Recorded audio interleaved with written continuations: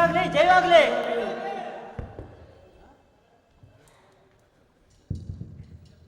ಜಿಲ್ಲಾ ಪಂಚಾಯತ್ಗೆ ಆಯ್ಕೆಯಾದ ಮಿಸ್ಟರ್ ದಯಾನಂದ್ ಅವರು ಮಾತಾಡ್ಬೇಕು ಅಂತ ಕೇಳಿಕೊಳ್ಳುತ್ತೇನೆ. ಮೊದಲಿಗೆ ನಮಸ್ಕಾರ. ಮಹಾಜನಗಳೇ, ನನಗೆ ಓಟು ಕೊಟ್ಟು ಗೆಲ್ಲಿಸಿದ ಎಲ್ಲ ಅಕ್ಕ ತಂಗಿ ತಾಯಂದಿರಿಗೆ ನನ್ನ ನಮಸ್ಕಾರಗಳು. ನಾನು ರಾಜಕೀಯವಾಗಿ ಬಂದು ಒಳ್ಳೊಳ್ಳೆ ಕೆಲಸ ಮಾಡಿ ಈ ರಾಜ್ಯವನ್ನು ಉದ್ಧಾರ ಮಾಡುತ್ತೇನೆ ಅಂತ ಹೇಳ್ತಾ ಎರಡು ಮಾತುಗಳನ್ನು ಮುಗಿಸುತ್ತೇನೆ.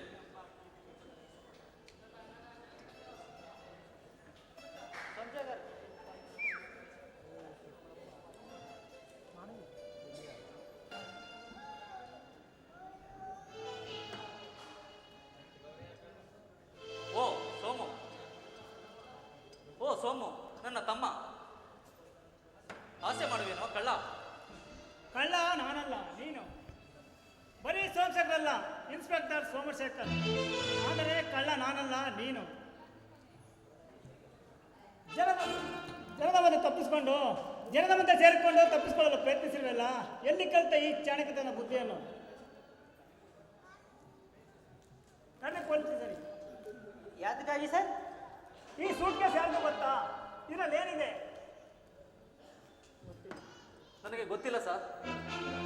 ಗೊತ್ತಿಲ್ಲ ಅಂದ್ರೆ ಬಿಟ್ಟು ಹೋಗೋದಲ್ಲ ಮಿಸ್ಟರ್ ದಯಾನಂದ್.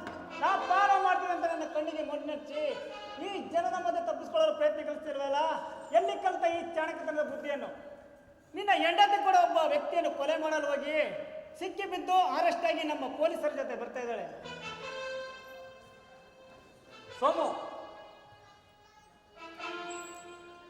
ಪೊಲೀಸರೇ ಅರೆಸ್ಟ್ ಮಾಡಿ. ಸರ್ ಸರ್ ದಯಾನಂದ್ ಅವರು ಅರೆಸ್ಟ್ ಮಾಡಬೇಡಿ.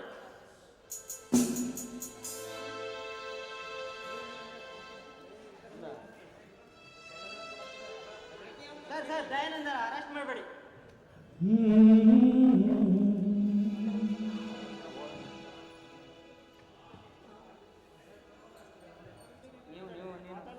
ನೀನು ಮಾತಾಡುವ ನೀನು. ನಮಗೆ ವಿರೋಧವಾಗಿ ನೀವೇನೋ ಗಲಾಟೆ ಮಾಡಿದ್ರೆ ನಿಮ್ಮನ್ನು ಒದ್ದು ಲಾಕಪ್ ಆಗೋಯ್ತು ಸರ್. ಸರ್ ಸ್ಟೇಷನ್ಗೆ ಬಂದು ಗಲಾಟೆ ಮಾಡಕ್ ಬಂದಿಲ್ಲ ಸರ್. ಹೌದೇ? ಹಾಗಾದ್ರೆ ನಡೆ, ನೀವು ಸ್ಟೇಷನ್ಗೆ ಸೈನ್ ಮಾಡಿ ಬರು. ತಪ್ಪು ಮಾಡುವುದು ಒಬ್ಬನಾದರೆ ದಂಡ.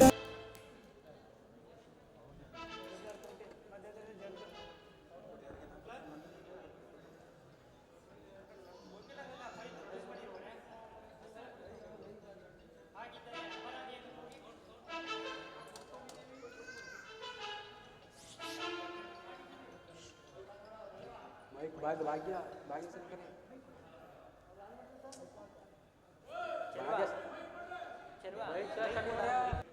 ನಿಮ್ಮ ಹೆಸರೇನು? ಭಾಗ್ಯ. ದೇವ ಪ್ರಮಾಣ ಮಾಡಿ ಸತ್ಯವನ್ನೇ ಹೇಳುತ್ತೇನೆ. ಹೌದು ಸರ್, ನಾನು ಸತ್ಯವನ್ನೇ ಹೇಳುತ್ತೇನೆ. ಸತ್ಯವನ್ನಲ್ಲದೆ ಬೇರೆ ಏನು ಹೇಳೋದಿಲ್ಲ ತಾನೆ? ಸತ್ಯವನ್ನು ಬಿಟ್ಟು ಬೇರೆ ಏನನ್ನೂ ಹೇಳುವುದಿಲ್ಲ. ನಿಮಗೂ ಸೋಮೇಶ್ವರ್ ಅವ್ರಿಗೂ ಏನು ಸಂಬಂಧ? ಅವರು ನನ್ನ ಮೈದುನ. ಸುಳ್ಳು.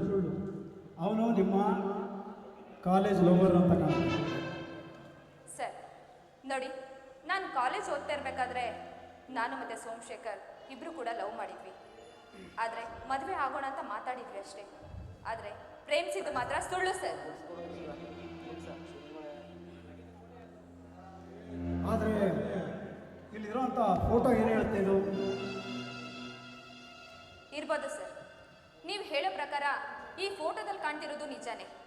ಆದರೆ ಈ ಫೋಟೋಗಳಿಗೆ ಬೇರೆ ಯಾರ್ದೋ ಫೋಟೋನ ಹಾಕಿ ನಿಮಗೆ ಈ ರೀತಿ ಫೇಕ್ ಫೋಟೋ ತೋರಿಸಿರ್ಬೋದಲ್ವ ಸರ್? ಇವಾಗಿನ ಕಾಲದಲ್ಲಿ ಎಷ್ಟೆಷ್ಟು ಫೇಕ್ ಫೋಟೋಗಳನ್ನು ಮಾಡಿ ತೋರಿಸ್ತಾರೆ. ಅದೇ ರೀತಿ ಇದು ಕೂಡ ಅಂತ ನಾನು ಹೇಳ್ತಾ ಇದ್ದೀನಿ. ಹಾಗಾದರೆ ನೀವು ನಾಗರಾಜ್ ಅವರನ್ನು ಕೊಲೆ ಮಾಡೋದಕ್ಕೆ ಹೋದ ಕಾರಣ ಏನು ಸರ್ ಹೀಗೆ ಹೇಳ್ತೀರಾ? ನಾನು ಯಾವತ್ತಾದರೂ ಕೊಲೆ ಮಾಡೋದಕ್ಕೆ ಮುಂದೆ ಆಗಿದೆ ಅಂದರೆ ನಾನು ಇಲ್ಲಿ ಬಂದು ಇಷ್ಟು ಧೈರ್ಯದಿಂದ ಹೇಳ್ತಾ ಇರಲಿಲ್ಲ. ಅಂಥ ಬುದ್ಧಿನೂ ನನಗಿಲ್ಲ ಸರ್. ಅಂಥ ಕೆಟ್ಟ ಹೆಣ್ಣು ಕೂಡ ಖಂಡಿತವಾಗ್ಲೂ ನಾನಲ್ಲ. ನೋಡಿ, ನೀವು ಸೋಮಶೇಖರ್ ಅವರು ಪ್ರೀತಿಸಿದ್ದೀರೋ ನಿಜ. ಆದರೆ ಅದೃಷ್ಟವಶಾತ್ತು ಅವರ ಹೆಣ್ಣನ್ನು ನೀವು ಮದುವೆ ಆಗಿದ್ದೀರ. ಆದರೆ ಅವರಣ್ಣ ಅದೇ ಮನೆಯಲ್ಲಿ ತಾವು ಇರೋದರಿಂದ ನಿಮ್ಮ ಒಂದು ಪ್ರೇಮದ ಒಂದು ವಿಶ್ವಾಸದಲ್ಲಿ ನಿಮ್ಮ ಒಂದು ನಡತೆಯನ್ನು ನೋಡಿ ನಾಗರಾಜ್ ಅವರು ನೋಡಿ ನಿಮ್ಮ ಮೇಲೆ ಬೇಸರಗೊಂಡು ಯಾವತ್ತಾದ್ರೂ ನಿಮ್ಮ ಗಂಡನಿಗೆ ಈ ವಿಚಾರನ ತಿಳಿಸ್ಬೋದು ಅಂತ ತಿಳ್ಕೊಂಡು ನೀವು ಅವರನ್ನ ಕೊಲೆ ಮಾಡಲಿಕ್ಕೆ ಹೋಗಿದ್ದೀರಾ. ಇಲ್ಲ ಸರ್, ಇಲ್ಲ, ಇದಕ್ಕೆ ನಾನು ಖಂಡಿತವಾಗ್ಲೂ ಒಪ್ಪೋದಿಲ್ಲ. ನೋಡಿ ಸರ್, ಒಂದು ಮಾತು ಹೇಳ್ತೀನಿ, ಖಂಡಿತವಾಗ್ಲೂ ಕೇಳಿ. ನೋಡಿ, ತಾನು ಸೋಮಶೇಖರ್ನ ನಿಜವಾಗ್ಲೂ ಪ್ರೀತಿಸಿದ ನಿಜ. ಮದುವೆ ಆಗಬೇಕು ಅಂತ ಇಬ್ರು ಮಾತಾಡ್ಕೊಂಡಿದ್ವಿ. ಆದರೆ ಮನೆಯಲ್ಲಿ ಸಡನ್ ಆಗಿ ನಮ್ಮಿಬ್ರು ಮದುವೆ ಫಿಕ್ಸ್ ಮಾಡಿಬಿಟ್ರು. ಅದು ಅಲ್ಲದೆ ನನ್ನ ನೋಡಿದ ತಕ್ಷಣ ಮದುವೆಗೆ ದಯನ್ ಜೊತೆ ಮಾಡಿಬಿಟ್ರು. ಅಂದಿನಿಂದ ಅವನು ನನ್ನ ಮೈದುನ. ನಾನು ಯಾವತ್ತಿದ್ರೂ ತಾಯಿ ಥರನೇ ನೋಡ್ತೀನಿ ಹೊರತು ನಮ್ಮಿಬ್ಬರ ನಡುವೆ ಯಾವ ಪ್ರೇಮ ಕಲಹ ಯಾವುದೂ ಇಲ್ಲ. ಪೊಲೀಸರು ಚಾಣಾಕ್ಷತನದಿಂದ ಬರ್ತಿದ್ದಂಥ ಸನ್ನಿವೇಶದಲ್ಲಿ ಇವ್ರ ಕೈನಲ್ಲಿ ಚೂರಿ ಇದ್ದಿದ್ದರಿಂದ ಇವರನ್ನ ಅಪರಾಧಿ ಅಂತ ಪೊಲೀಸ್ ಮೊಕದ್ದಮೆಯಲ್ಲಿ ಹಾಜರು ಮಾಡಿದ್ದಾರೆ. ಆರ್ಡರ್. ಇದು ನ್ಯಾಯಾಲಯ. ಇಲ್ಲಿ ನೀವು ಹೇಳುವ ವಿಷಯಕ್ಕೆ ಆಸ್ಪದವಿಲ್ಲ. ಬೇಕಿದ್ದರೆ ನೀವು ಪ್ರೈವೇಟ್ ವಕೀಲರನ್ನು ನೇಮಿಸಿಕೊಳ್ಳಿ. ಕೇಸ್ಗೆ ಸಂಬಂಧಪಟ್ಟ ವಿಷಯಗಳು ಮಾತ್ರ ಸೀಮಿತ.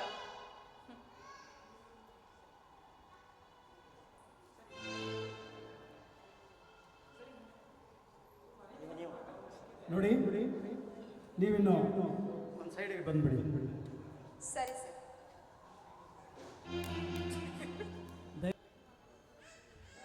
ನಿಮ್ಮ ಹೆಸರೇನು? ದಯಾನಂದ್ ಬಾಬು. ನೀವು ಸತ್ಯವನ್ನೇ ಹೇಳುತ್ತೀರಾ ತಾನೆ? ಸತ್ಯವನ್ನೇ ಹೇಳುತ್ತೇನೆ, ಸತ್ಯವನ್ನಲ್ಲದೆ ಬೇರೆ ಏನು ಹೇಳುವುದಿಲ್ಲ. ನೀವು ಕೋಟಾ ನೋಟ್ ಬಿಸ್ನೆಸ್ ಮಾಡ್ತಾ ಇದ್ದೀರಾ ಅಂತ ನಿಮ್ಮ ಮೇಲೆ ಮೊಕದ್ದಮೆ ಬಂದಿದೆ. ಅಲ್ಲ, ಯಾರು ಹೇಳಿದ್ದು? ಸುಳ್ಳು. ನೋಡಿ, ಮೊಕದ್ದಮೆನಲ್ಲಿ ನೀವು ಕೋಟಾ ನೋಟ್ ತಗೊಂಡು ಹೋಗ್ತಾ ಇದ್ದಿದ್ದು ಮತ್ತೆ ನಿಮ್ಮ ಕೈಯಲ್ಲಿ ಸೂಟ್ ಕೇಸ್ ಇದ್ದಿದ್ದು ಎಲ್ಲವೂ ರುಜುವಾತಾಗಿ ಅದನ್ನ ಪೊಲೀಸರು ಅರೆಸ್ಟ್ ಮಾಡುವಂಥ ಸಮಯದಲ್ಲಿ ಅದನ್ನ ತಗೊಂಬಂದು ಹಾಜರುಪಡಿಸಿದ್ದಾರೆ. ನಿಮಗೆ ಈ ಹಿಂದೆ ಜಿಲ್ಲಾ ಪರಿಷತ್ ಪಂಚಾಯಿತಿ ಎಲೆಕ್ಷನ್ಗೆ ನಿಲ್ಲಬೇಕು ಅನ್ನೋ ಒಂದು ಅಭಿಲಾಷೆಯಲ್ಲಿ ನಾಗರಾಜ್ ಅವರು ನಿಮ್ಮ ವಿರುದ್ಧವಾಗಿ ನಿಂತಿದ್ದರು. ಅವರು ಇನ್ನೆಲ್ಲಿ ನಿಮಗೆ ತೊಂದರೆ ಕೊಡ್ತಾರೋ ಅನ್ನೋ ಉದ್ದೇಶದ ಮೇಲೆ ನೀವು ಗಂಡ ಹೆಂಡತಿ ಇಬ್ರು ಸೇರಿಕೊಂಡು ನೀವು ಇಬ್ರು ನಾಗರಾಜ್ ಅವರನ್ನ ಕೊಲೆ ಮಾಡೋದಕ್ಕೆ ಪ್ರಯತ್ನ ಪಟ್ಟಿದ್ದೀರ. ಯಾರು ಹೇಳಿದ್ದು? ಯಾವ ಹೆಂಡತಿ? ಯಾರ ಹೆಂಡತಿ? ಹೆಂಡತಿಗೂ ನನಗೂ 6 ತಿಂಗಳೇ. 6 ತಿಂಗಳಲ್ಲಿ ಜಗಳವಾಗಿ ಬಿಟ್ಟು ಹೋದವಳು. ಇನ್ನೂ ಯಾವ ಹೆಂಡತಿಗೂ ನನಗೂ ಸಂಬಂಧವಿಲ್ಲ. ಹಾಗಾದ್ರೆ ನಿಮ್ಮ ಹೆಂಡತಿನ ಡೈವರ್ಸ್ ಮಾಡಿದ್ದೀರಾ ಅಥವಾ ವಿವಾಹ ವಿಚ್ಛೇದನ ಮಾಡಿದ್ದೀರಾ? ಮೈಲಾಡ್, ಇವರು ತಪ್ಪಿಸ್ಕೊಳ್ಳೋಕ್ಕೋಸ್ಕರ ಏನೋ ಒಂದು ಸುಳ್ಳು ಸಾಕ್ಷಿಯನ್ನು ಹೇಳ್ತಾ ಇದ್ದಾರೆ. ಇದರಿಂದ ಅವರು ಸೂಟ್ ಕೇಸನ್ನ ಹಿಡ್ಕೊಂಡ್ಬಂದಿರೋದು ರುಜುವಾತಾಗಿರೋದ್ರಿಂದ ಅದನ್ನ ಅಂಡರ್ಲೈನ್ ಮಾಡ್ಕೊಳ್ಳಿ ಅಂತ ಹೇಳ್ತೀನಿ ಸರ್. ನೋಡಿ ವಕೀಲರೇ, PSI ಇನ್ಸ್ಪೆಕ್ಟರ್ ಬಂದು ನನ್ನನ್ನು ಸೂಟ್ ಕೇಸ್ ಏನೋ ಇದ್ದದ್ದು ನಿಜ. ಆದರೆ ಇನ್ಸ್ಪೆಕ್ಟರ್ ಬಂದು ನನ್ನನ್ನು ಅರೆಸ್ಟ್ ಮಾಡಿ ಪೊಲೀಸ್ ಸ್ಟೇಷನ್ಗೆ ಕರೆತಂದಿದ್ದಾರೆ. ನೀವೇನಾದರೂ ವಕೀಲರನ್ನು ಇಟ್ಟಿದ್ದೀರಾ? ಇಲ್ಲ ಸರ್. ಹಾಗಿದ್ದರೆ ಈ ಕೇಸಿನ ತೀರ್ಪು 9 ಗಂಟೆಗೆ. ಮೈಲಾರ್ಡ್, ಈ ಕೇಸಿನ ಪರವಾಗಿ ವಾದ ಮಾಡಲು ನಾನಿದ್ದೇನೆ. Permission granted. ನಾಗರಾಜಂಬೆ ವ್ಯಕ್ತಿನ ಕರೆಸಿ.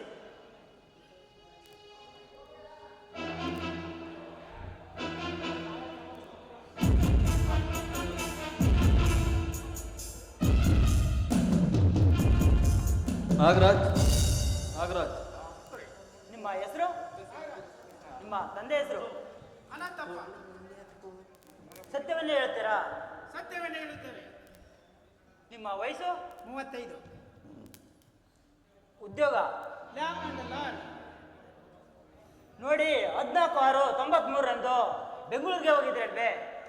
ನಾವು ರಾಜಕೀಯ ವ್ಯಕ್ತಿಗಳು ಆವಾಗ ಎಲ್ಲಿರ್ತೇವೆ ನಮಗೆ ಗೊತ್ತಿಲ್ಲ. ಆ ದಿನ ವುಡ್ಲೆಂಡ್ ಲೋಡ್ರಲ್ಲಿ ರೂಮ್ ಬುಕ್ ಮಾಡಿರ್ತಾನೆ. ಇರಬಹುದು. ಸೆಕೆಂಡ್ ಶೋ ಪಿಕ್ಚರ್ ಬಿಟ್ಟಾಗ ಗಿಡದ ಕವಿನೆರಳಲ್ಲಿ ನಿಂತಿದ್ರಿ. ಆ ಸಮಯಕ್ಕೆ ಬ್ಯಾಂಕ್ ಮ್ಯಾನೇಜರ್ ಕಾರ್ ಬರ್ತು. ನಿಮ್ಗೆ ಪರಿಚಯ ವ್ಯಕ್ತಿ ಆದ್ರಿಂದ ಕಾರ ಅಡ್ಡ ಕೈ ತೋರಿಸ್ರಿ. ಅವರು ಕಾರ್ ನಿಲ್ಲಿಸಿದ್ರು. ಅವರ ಫ್ರಂಟ್ ಡೋರ್ನ ಓಪನ್ ಮಾಡಿ ಅವರ ಅವರ ಚಾಕಿನಿಂದ ಅವರ ಎದೆಗೆ ಚುಚ್ಚಿದ್ರಿ ಅಲ್ವೇ? ಅಲ್ಲಿಂದ ಅವರನ್ನು ಕಾರಿನ ಹೆಂಡಕ್ಕೆ ಹಾಕಿ ಅಲ್ಲಿಂದ ಬ್ಯಾಕ್ ಡ್ಯೂಟಿ ಮಾಡಿ ಪರಾರಿಯಾದ್ರಿ. ಸರ್, ಇವರು ಹೇಳುತ್ತಿರುವುದು ಸುಳ್ಳು. ನಾನು ಆ ದಿನ ಮನೆ ಬಿಟ್ಟು ಎಲ್ಲೂ ಹೊರಗಡೆನೆ ಹೋಗಿಲ್ಲ. ಗೊತ್ತಿಲ್ಲದಿದ್ದರೆ ಈ ಫೋಟೋ ಯಾರ್ದು, ಈ ಅಡ್ರೆಸ್ ಯಾರ್ದು? ಅದು ನಮ್ಮದೇ. ಮೈಲಾಡ್, ಸುವರ್ಣನನ್ನು ಇವರಿಗೆ ಕೊಳ್ಳಿಲೆಂಬ ಕಾರಣಕ್ಕಾಗಿ ಇವರ ಮನಸ್ಸಲ್ಲಿ ದೇಶ ಕುದಿಯುತ್ತಿತ್ತು.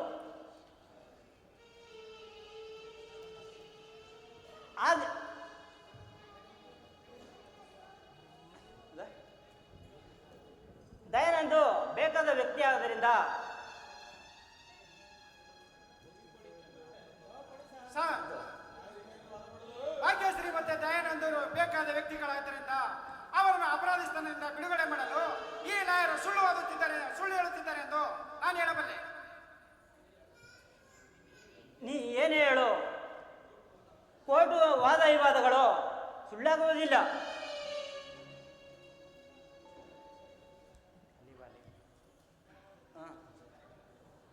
ತಾರೀಕು 96/14 ಎಂದು ಚುನಾವಣೆ ಪರಿಸ್ಥಿತಿ ದಿನ ಸಿದ್ದರಾಮಪ್ಪ ನೀವು ಭಾಗ್ಯಶ್ರೀ ಇದ್ದ ತೋಟಕ್ಕೆ ಹೋಗಿ ಅವಳ ಬಲಾತ್ಕರಿಸಿದ್ದು ಸುಳ್ಳೆ? ಸುಳ್ಳು. ಹಾಗಿದ್ರೆ ಎಲ್ಲೂ ಹೊರಗಡೆನೆ ಹೋಗಿಲ್ಲ.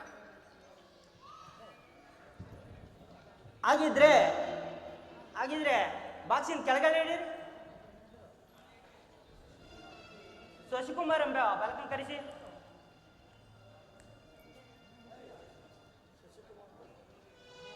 ನೋಡು ಮಗು, ಹಿಂದೆ 7 ದಿನಗಳ ಹಿಂದೆ ನಿಮ್ಮ ತಾಯ ಕೊಲೆ ಮಾಡಲು ಬಂದ ವ್ಯಕ್ತಿ ಯಾರು ಅಂತ ಹೇಳುವೆ?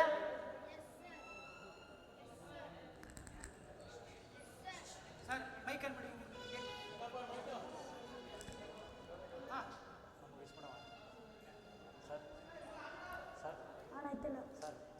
ಎಸ್ ಸರ್, ಆ ದಿನ ನನ್ನ ತಾಯಿಯನ್ನು ಬಲಾತ್ಕರಿಸಿದ ಬಂದ ನನ್ನ ತಂದೆ ಮತ್ತು ಒಬ್ಬ ಅಪರಿಚಿತ ವ್ಯಕ್ತಿ ಬಂದು ನನ್ನ ತಾಯಿಯನ್ನು ಕೆಣಕಲಿದ್ದರು. ಅಷ್ಟರಲ್ಲಿ ನಾನು ಹೋಗಿ ಹೇಳಿದರೆ ಕೇಳಲಿಲ್ಲ. ಆಗ ನನ್ನ ಅಜ್ಜ ನನ್ನನ್ನು ಹೊತ್ತುಕೊಂಡು ಹೋದ. ಈ ಬಾಲಕನಿಗೆ 2 ಕಣ್ಣು ಕಾಣೋದಿಲ್ಲ. ಹಂಗಿರುವಂಥ ಸಮಯದಲ್ಲಿ ಇವನನ್ನ ಅವನು ನಾಗರಾಜ್ ಅವರೇ ಎತ್ಕೊಂಡು ಹೋದ್ರು, ಮತ್ತೆ ಸಿದ್ದರಾಮಪ್ಪ ಅವರೇ ನಮ್ಮ ತಾತ ಕರ್ಕೊಂಡು ಹೋದ್ರು ಅಂತ ಹೇಳೋದ್ರಲ್ಲಿ ಅರ್ಥ ಇಲ್ಲ. ದಯಮಾಡಿ ಇವ್ರನ್ನ ಈ ಸಾಕ್ಷಿಯನ್ನ ತಗೊಳಕ್ಕಾಗೋದಿಲ್ಲ. ಇಲ್ಲ ಸರ್, ಆಗ ನನ್ನ 2 ಕಣ್ಣುಗಳು ಚೆನ್ನಾಗೇ ಇದ್ದವು. ಮೊದಲು ನಾನು ನಾಗರಾಜನೆಂಬ ವ್ಯಕ್ತಿಯ ಬಲ ಕೈ ಕಚ್ಚಿದೆ. ಆ ವ್ಯಕ್ತಿ ಬೇಕು ಅಂದರೆ ಇಲ್ಲೇ ಇದ್ದಾನೆ, ಪರೀಕ್ಷಿಸಿ ನೋಡಬಹುದು. ಅವನೇ ನನ್ನ ಕಣ್ಣುಗಳನ್ನು ಕಿತ್ತು ರೋಡಿಗೆ ಬಿಟ್ಟು ಭಿಕ್ಷೆ ಬೇಡಲು ಹಚ್ಚಿದ್ದಾನೆ. ನಂತರ ನನ್ನ ರೋದನೆ ಕೇಳಿ ಯಾರ ಪುಣ್ಯಾತ್ಮರು ನನ್ನನ್ನು ಆಸ್ಪತ್ರೆಗೆ ಸೇರಿಸಿ ಚಿಕಿತ್ಸೆ ಪಡಿಸಿದ್ದಾರೆ. ನಂತರ ಪೊಲೀಸರು ಈ ವಿಷಯಕ್ಕಾಗಿ ನನ್ನನ್ನು ಕರೆದುಕೊಂಡು ಬಂದಿದ್ದಾರೆ. ಸರಿ, ನೀನು ಹೋಗಿ ಬದುಕಣಪ್ಪ.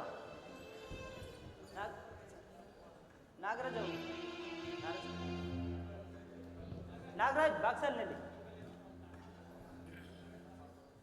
ನಿಮ್ಮ ಬಲಗೈ ಮುಂದೆ ಮಾಡಿ. ಇವರ ಬಲದ ಕೈಯಲ್ಲಿ ಗಾಯದ ಗುರುತಿದೆ. ಇವರೇ ನಿಜವಾದ ಅಪರಾಧಿ ಅಂತ ಹೇಳಬಲ್ಲೆ. ಸುಳ್ಳು. ಈ ಗಾಯದ ಕಲೆ ನಾನು ಜಮೀನಲ್ಲಿ ಕೆಲಸ ಮಾಡಬೇಕಲ್ಲ, ಆದಂತ ಗಾಯದ ಕಲೆ ಇದು. ಸರಿ, ಹಾಗಾದ್ರೆ ಈ ಪೆನ್ ತೆಗೆದುಕೊಳ್ಳಿ. ಈ ಪೇಪರ್ ತೆಗೆದುಕೊಳ್ಳಿ. ಇದ ಒಂದ ಪೈರು ಅಂತ ಕಟ್ ಮಾಡಿವೀರಾ? ಹಾಲಿ ಸರ್, ಈ ರೀತಿ ಕಟ್ ಮಾಡುದು ನೋಡಿ ಇವರು ಕಟ್ ಮಾಡೋ ರೀತಿ ನೋಡಿರ್ಯಾ? ಬಲಗೈಗೆ ಬೀಳುವಯ್ಯ ಕೈ ಕುಡುಗಲು ಬಲಗೈಗೆ ಬೀಳುವುದು ಸಾಧ್ಯವೇ?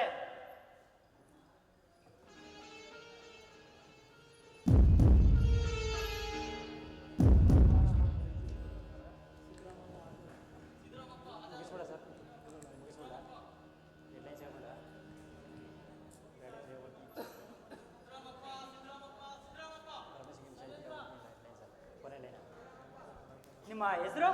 ಸಿದ್ದರಾಮಪ್ಪ. ತಂದೆ ಹೆಸರು? ಶೀಲವಂತಪ್ಪ. ಅಂದ್ರೆ ಹಿಂದೆ ಸ್ವಾತಿ ಮಳೆ ಉಯ್ದು ಮಳೆ ಎಲ್ಲ ಸೋರಿ ಮಳೆ ಎಲ್ಲ ಸೋರ್ದ್ಬಿಟ್ಟು ಮಳೆ ಎಲ್ಲ ಇದಾಗ್ಬಿಡ್ತಿದ್ದಂತ ಕಣ್ರಿ, ಮಳೆ ಎಲ್ಲ ಬಿದ್ಕೊಬಿಡ್ತಿದ್ದಂತೆ. ಆವಾಗಿಂದ ಒಣಗಿ ಅಂತಾರ್ರಿ.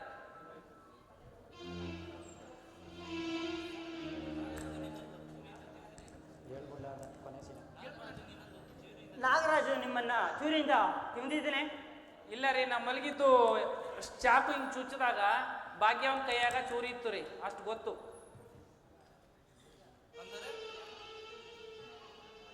ಅವರು ನೀವು ಅವರ ಹಿಂದೆ ತಿರುಗಲು ಕಾರಣ ಏನು? ನನಗೆ ಇಬ್ರು ಹೆಂಡ್ತಿರಲ್ಲಿ ಹಿರಿ ಹೆಂಡ್ತಿಗೆ ಒಬ್ಬ ಮಗಳು, ಕಿರಿ ಹೆಂಡ್ತಿಗೆ ಒಬ್ಬ ಮಗಳು. ಅವನ್ನ ದಯಾನಂದನ್ಗೆ ಕೊಟ್ಟು ಮದುವೆ ಮಾಡಿದ್ದೆ. ಆಕೆ ಅಡವಿ ಪಾಲಾಯಿತು. ಆ ಕಾರಣಕ್ಕಾಗಿ ನಾನು ನಾಗರಾಜನ ಹಿಂದೆ ತಿರುಗ್ತಿದ್ದೆ.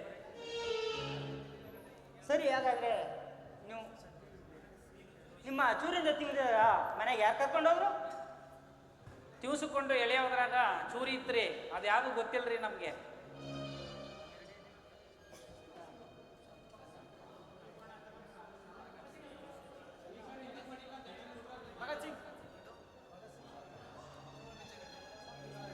ಹೌದಾ? ಸರ್ ಓದ್ಬೇಡ, ಮಾದೇವಣ.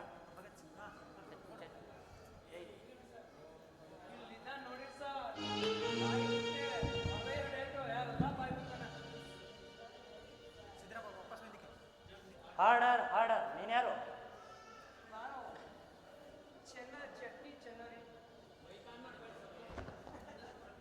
ಚಟ್ನಿ ಚೆನ್ನ. ಅಂದ್ರೆ ತಂದೆ ಹೆಸರು? ಗುದ್ಲಿ ಬಸಪ್ಪ. ಹುಟ್ಟಿದ್ದು ಮೈಸೂರಿನಾಗ ರೀ.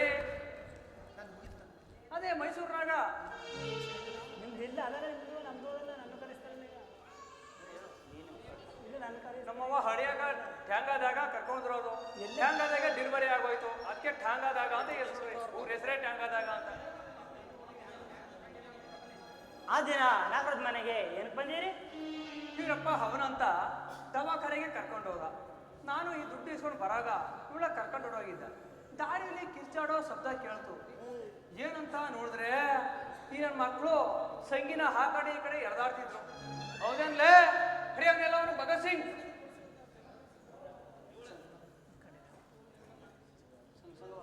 ಇವಳು ಯಾರು? ನನ್ನ ಸೋದರ ಸೊಸೆ ರೀ.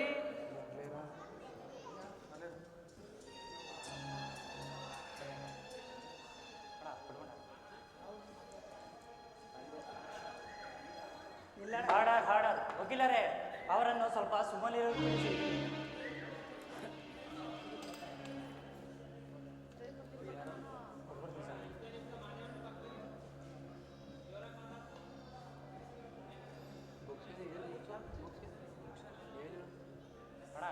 ಸರಿ ಸಿದ್ದರಾಮಪ್ಪ, ಮುಂದೇನಾಯ್ತು?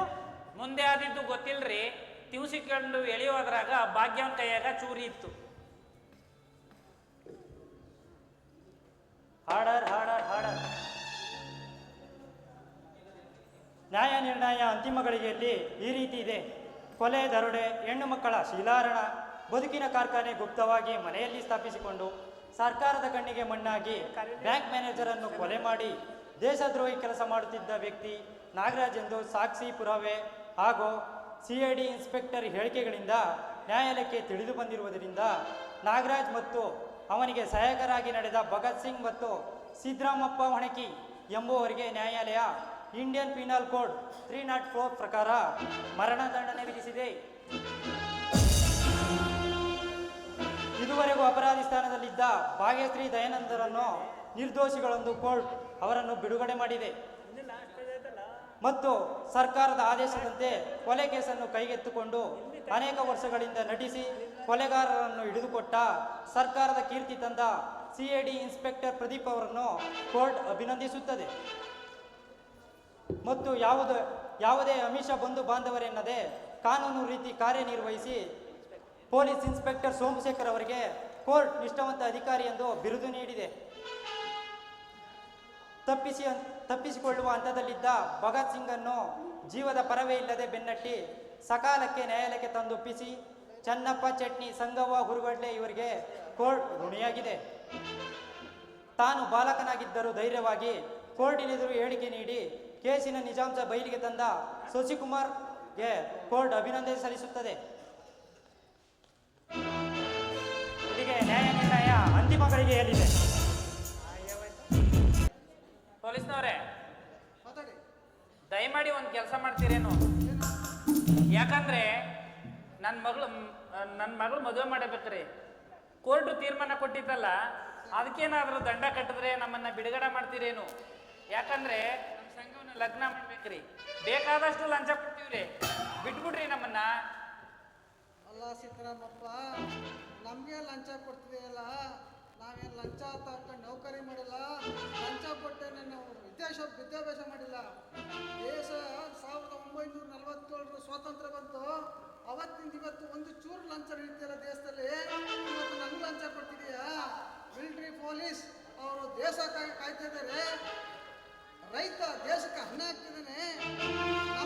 ನಿಮ್ಮಂತ ನನ್ನ ಮಕ್ಕಳನ್ನ ಬಲಿ ಹಾಕಕ್ಕೆ ನಾವಿದ್ದೀವಿ. ಇನ್ನೊಂದು ಸರಿ ಏನಾದರೂ ಲಂಚದ ವಿಷಯ ಮಾತಾಡಿದ್ರೆ ಹುಷಾರ್ ಒತ್ತು ಒಳಗೆ ಬೇಡಿ ಸರ್, ಲಂಚ ಏನು ಕೊಡಲ್ಲ ಸರ್, ಬಿಟ್ಬಿಡಿ ಸರ್. ಸಂಘವನ್ನು ಮದುವೆ